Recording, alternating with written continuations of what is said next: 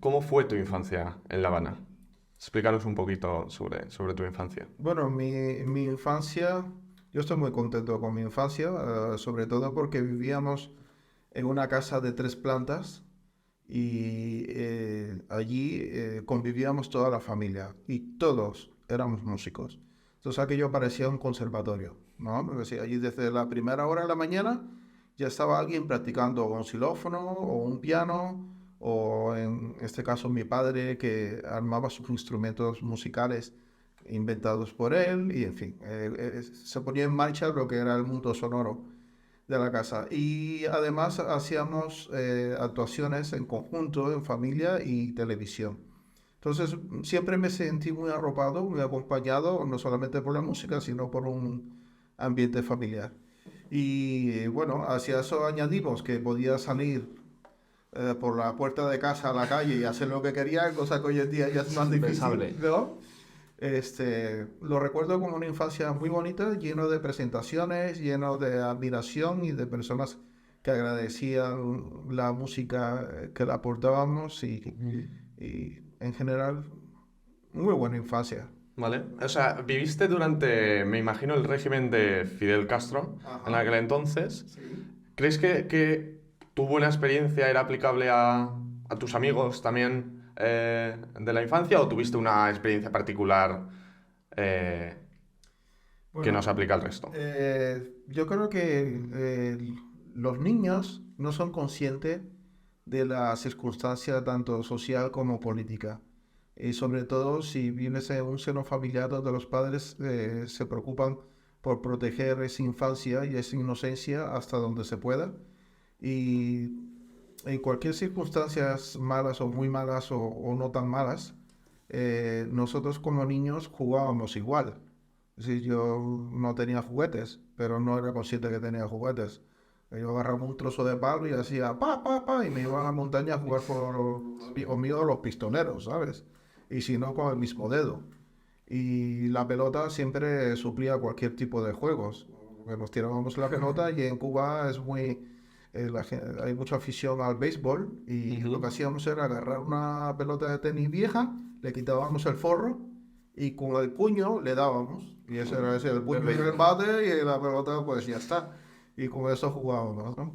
Por lo tanto, yo creo que cada niño aprovechó esa experiencia de ser niño, se le permitió ser niño. Ya cuando creces, ahí es donde empiezas a ser consciente de la situación política y el sistema de control y otras cosas que vas haciéndote más consciente por experiencia propia, ¿no? Ujú. No porque tus padres te lo digan, porque el que tus padres te lo digan ya te predispone un poco, ¿no? Crea cierto prejuicio, pero ya empiezas a experimentar y allí es donde vas a tus padres y dices, ¿esto qué está pasando aquí? Y ellos te explican, etcétera, etcétera, ¿no?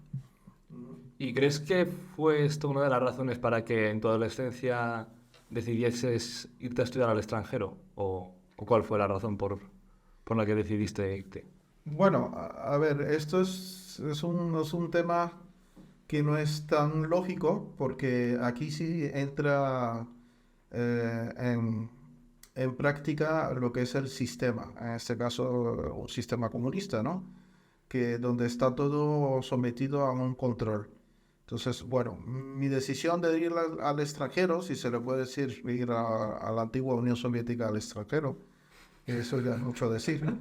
Era marcada por un sistema político. ¿En qué se basaba? Bueno, pues mira, yo destaqué siempre en mi instrumento, tuve la oportunidad de tener un buen profesor, pero además estudiaba muchísimo, porque en casa todas estudiábamos, de hecho era lo típico de ¿cuántas horas estudiaste? No, 5 horas, de 6, pues poco, tu hermano estudió 8. Y bueno, nunca estabas, ¿sabes? Contento ni hacías contento a nadie, entonces era como una competición Ujú. de a ver quién era más serio dedicándose al instrumento.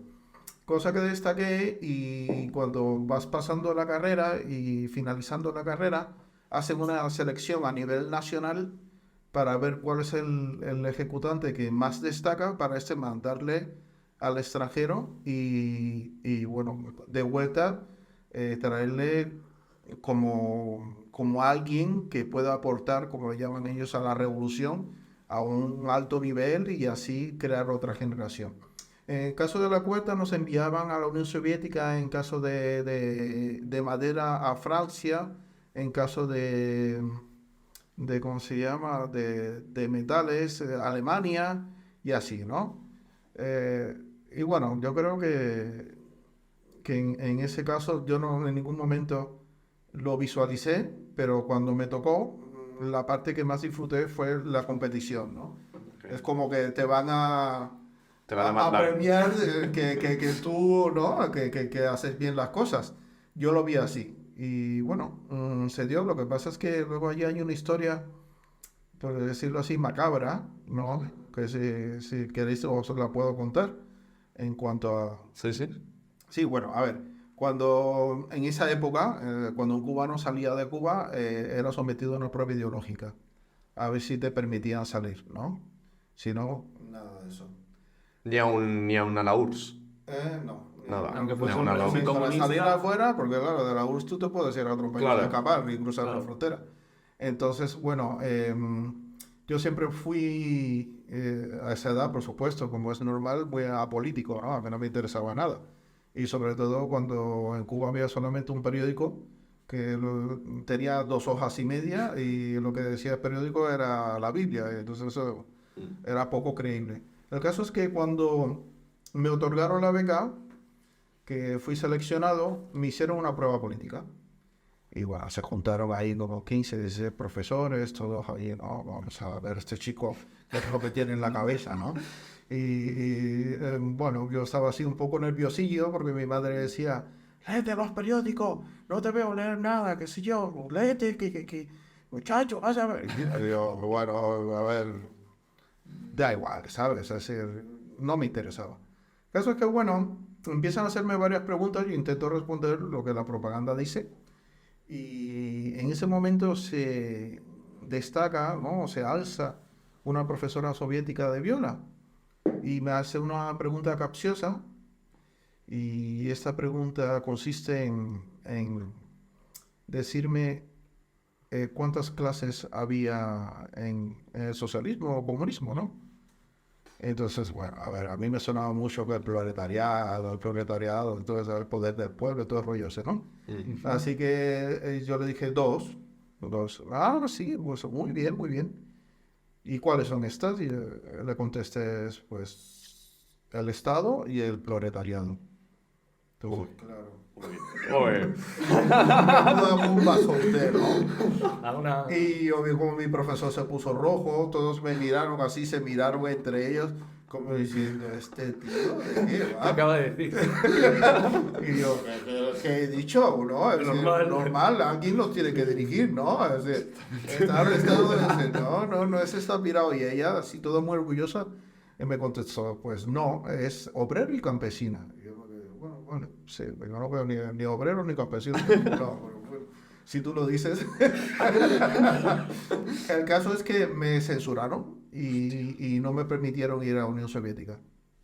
Entonces, claro, eso era un poco como método de humillación, ¿no? De castigo, como diciendo, ah, sí, Simplemente pues por mira, esa pregunta te... sencillamente, sí, eso. Y claro, mis notas eran todo máximo, destacaba en todo, pero este chico No pasa la prueba no ideológica. pasa la prueba ideológica.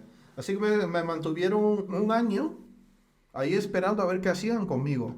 Yo seguía en el Instituto Superior estudiando, pero ya había desistido del tema. Cuando de repente un día me llaman y me dicen, oye, mira, te van a dar otra vez la beca y te vas a ir.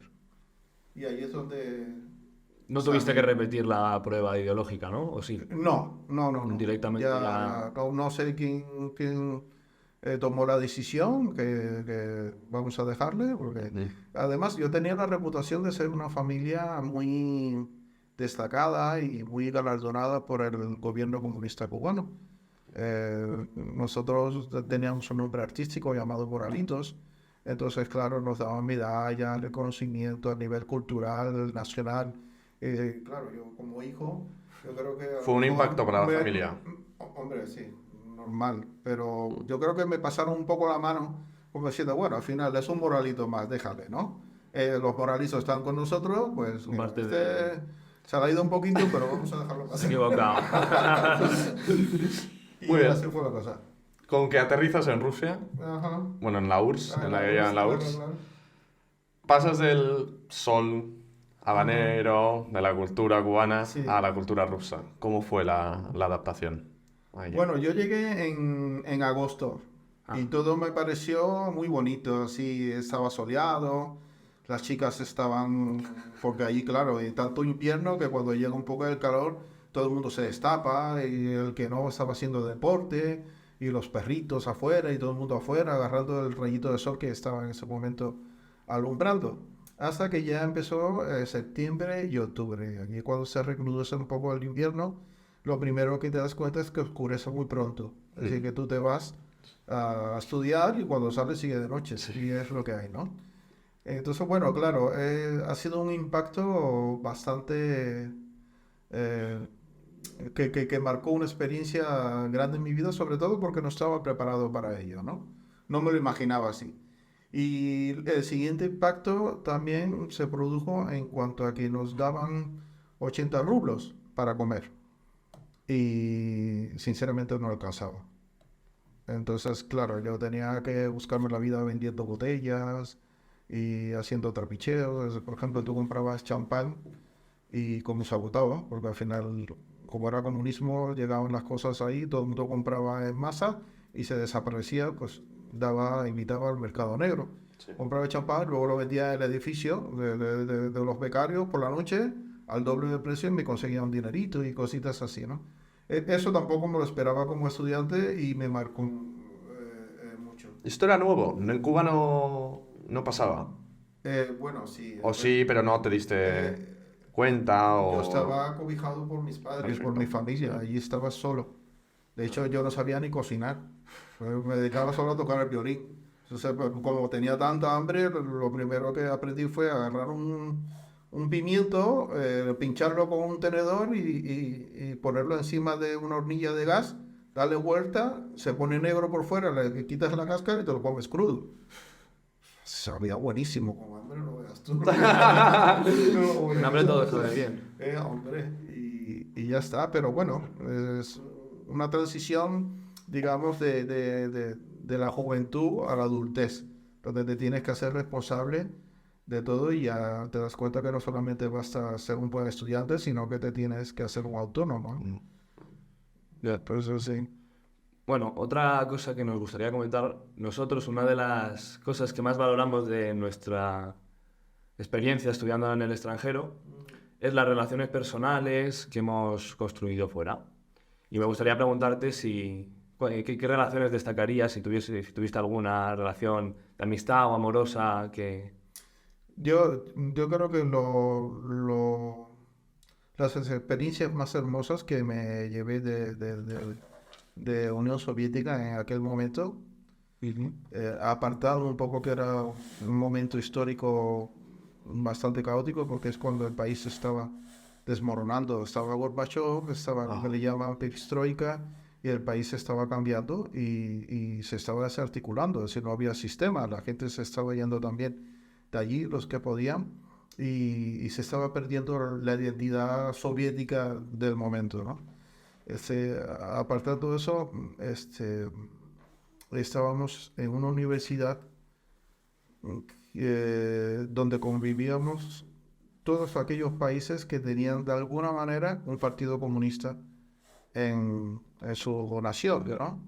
Entonces, ¿qué sucede? Que nosotros desde Cuba, los que íbamos a estudiar al extranjero, teníamos programado a qué sitio y con qué profesor. Y yo tenía programado ir a San Petersburgo. Por lo tanto, nos quedamos en Moscú y de allí, como a las 2 semanas, teníamos que continuar. Bueno, yo siempre he sido un poco cabezota, he ido siempre a mi rollito y conocí a una chica que me enamoré muchísimo de ella. Es decir, nos conocimos y fue de esos amor a primera vista de película. Ella se llama Alexandra y yo Alexander y ahí todo coincidía, los astros y Sí. se alinearon todos y bueno, el amor fue de estos, yo que sé cómo llamarla eso, porque yo creo que ha sido prácticamente adictivo, ¿no? y yo no quería separarme, ella tampoco quería separarse, por lo que consiguió a través de su embajada quedarse en Moscú. Y me tocaba a mí mover ficha, así que me desvinculé del grupo y me quedé en Moscú, ahí tirado, intentando hacer pruebas en el conservatorio. Hay dos conservatorios importantes, que está el Tchaikovsky y el Niesinsky. El Tchaikovsky ya estaba todo lleno, no tenía posibilidad. Entonces me fui al Niesinsky, hice la prueba y me aceptaron. Claro, me aceptaron la parte musical, pero yo no tenía la parte escolar, lo que llaman escolaridad, para hacer lo que es la preparatoria previa, para luego entrar a la universidad. Y me faltaba esto. A través de una serie de trámites conseguí vivir y hospedarme en la ciudad no, en la Universidad Lomonosov. Digo, me vino a la cabeza la ciudad porque aquello era una ciudad, había gente de todos los países y era tremendo. Y claro, yo tuve que aprender lo mismo que aprendían los ingenieros, los biólogos, los de fotografía, los químicos y demás. Era otro tipo de preparación. Por lo tanto, estaba viviendo en un edificio prácticamente con todas esas personas que se dedicaban a esa especialidad y ninguno músico. Solamente me iba a estudiar música a otro edificio que era el conservatorio.